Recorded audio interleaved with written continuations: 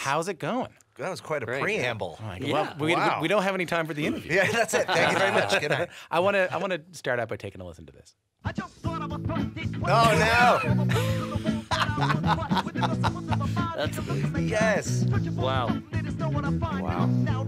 Which is actually really funny because I have a funny story about that. From 1994, that's a track called Just a Thought by Just a a band Thought. known as Pez. They'd go on to become Billy Talent. Ben, what goes through your head when you hear that? Oh, embarrassing for me. The rest of the band sound great. I was addicted to Rage Against the Machine at the time. So, yeah. No, it's funny, you know, because you were mentioning the Canadian Music Week, and John, the bass player, he was at his sister's house recently and ended up finding a box. Yeah. And in the box was this like Ziploc bag from, what year was it? 99 CMW? No, earlier, 96. Oh, Yeah, 96. I think it was Wow. I wasn't sure it was 95. And anyway, it was like a little package of like a press release with like a lollipop and a tape with like those songs on it. Yeah. And we walked around Yeah. CMW like just And handing them a out. bio with my parents' number, which still is the same. Yeah.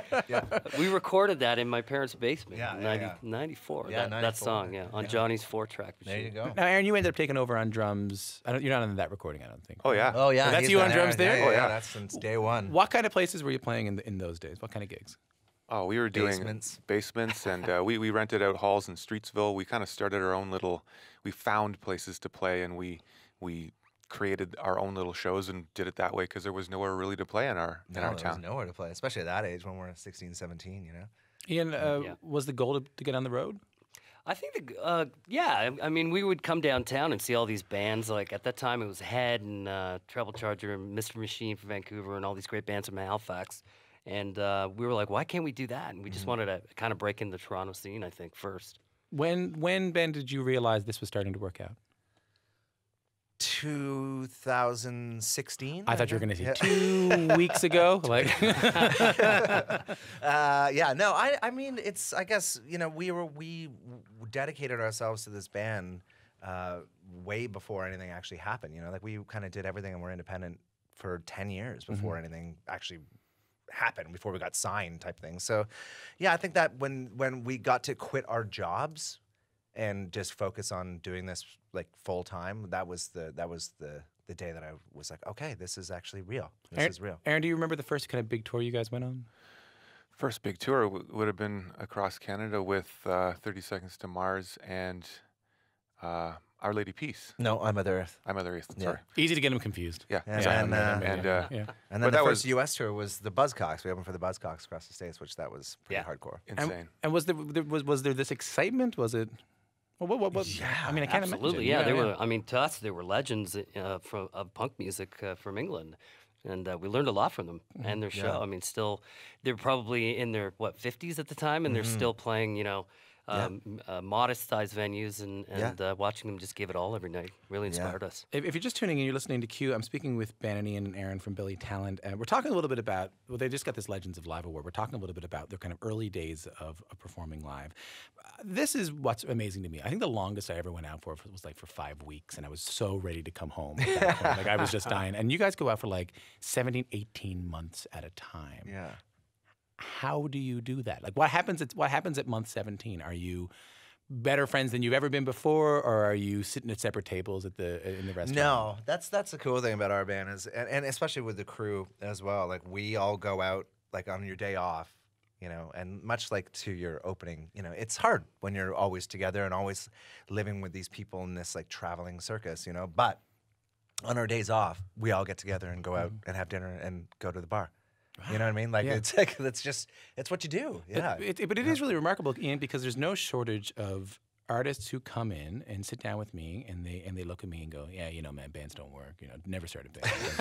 I'm not kidding around. I'm not kidding around. I'm sure people have said it to you too. I mean, is there a secret? Is there something you can attribute to friends from high school still being in a band together? Yeah, absolutely. I think just the four of us kind of had the same group of friends. We'd hang out together, and the first two big shows we played were at our high school at a thing called Jingle Bell Rock, which is like a little fundraiser thing we did 2 years in a row. And so I think the friendship part definitely kept the band together and has kept the band together over the year. Yeah. So and you have to remember that. Hey, we're buddies. We're buddies first. Yeah, well, it's life happens, Yeah. and there's been a lot of things that have happened, and a lot of things that have a lot of challenges and a lot of ups and downs, a lot of peaks and valleys, and but much like anything in life, if you stay together and like with a relationship or with a friend or a lover, if you have to work on it. Nothing's easy, and so you overcome a lot of adversity to truly enjoy the good times when they happen. And some of that adversity that I think we're kind of dancing around, and maybe we should talk about Sure. it, was Aaron. You had to take some time away from playing with your band because of your MS. The illness is just not compatible with getting up on stage every night. I'm not asking you to relive that too much, but what was it like to come to that realization? Well, the cool thing is that I was told to kind of stop playing drums when I first was told I had MS, and I went on to, record 4 studio albums and tour the world with these guys for like 12 years, and in that time it was getting tough, but I kept fighting just because I loved it so much. And then when we were finished writing Afraid of Heights, the last record, I just couldn't do it anymore. I was just like, I just had to step away, and I've been wrestling with it for a long time. But so- again, I don't mean to be indelicate. I can't imagine how hard that is. Yeah, but it was something that I came to terms with, and these guys, gave me this outlet to do for so long, Yeah. and to get to this point, to be able to be here talking to you today, and still move forward with other things is just beautiful. Ian, what was it like for you guys this is a hard realization? It was it's heartbreaking. We were in a band together for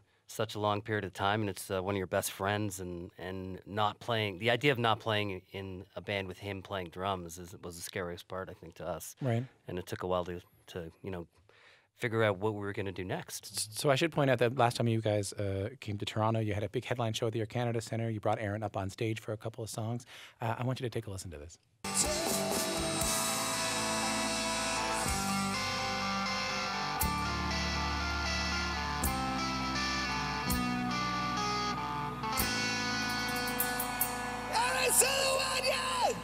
That was awesome. Yeah? What means to us, what did that mean for you, Aaron? It was amazing. Yeah. It was just like you do what you can in life, and when you can accept the things that get in your way and kind of find the positive things out of them and move forward, then things are great. And Ben, how about you? What was it like just listening back to that? What was it like in that moment? Well, I mean, yeah, it's really moving because there was a lot of many hours and days and months and of us being really upset and losing our friend and our bandmate to like losing the chemistry, losing the vibe, and he is the most lovely, inspiring person. So for us to have a lot of turbulence and then for all of a sudden for him to be able to come back out and play, it's what it's all about, and that's what we're and now what he's doing and launching, it's truly, he's a remarkable man. So let's talk a little bit more about this. What's happening? What are we launching here? Mr. Silawanya? Yeah.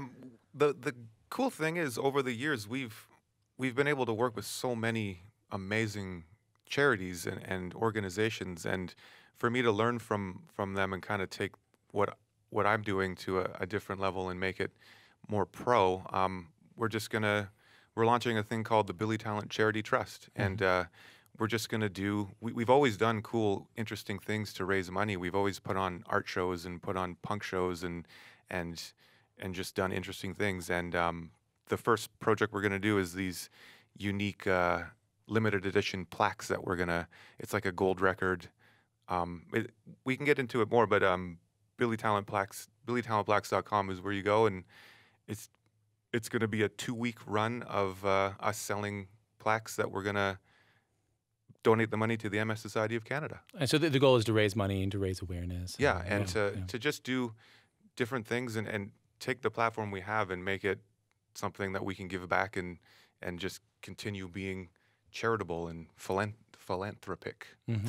Yes. I have a hard time with that one too. Yeah. I know this is a big award. How does this award feel? I mean, you guys are still young men. I mean, to be getting an award for being Well, we're not old. that young. Yeah, I mean, getting Yeah, it's weird. Yeah, it does feel. What do you mean? strange. What do you mean? Well, it's because I feel like we're, we're still going. We're still kicking it. We're still trying our Hey, best. you We guys are don't like fight. huge in Germany, right?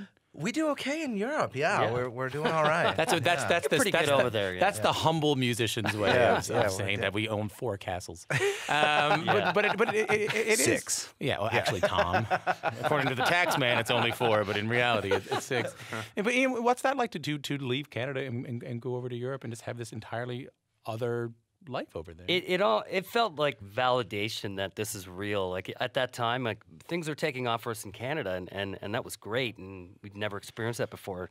But to then go overseas and go to a country you've never been before in your life, and see that many people show up, and your song being played on the radio really felt like this is really happening internationally. Yeah, it's funny how it creeps up on your head because Yeah. I so many young bands come in here and I ask them, what were you listening to growing up? What was the band that influenced you? And so many of them will say Billy Talent. Oh wow, that's Wow, cool. that's cool, That's yeah. nice. That's nice to hear. It Yeah. is. So I want to ask this, Ben. I'm going to ask you the hard question. Oh, When you think back now to playing in Ian's basement in Mississauga, Yeah. to where you are now, headlining festivals, playing the Air Canada Centre, receiving these big awards, becoming Chancellor of Germany, starting charitable foundations.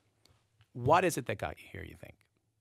Hard work, dedication, love, passion, and I would say finding like-minded individuals that wanted to go on the journey.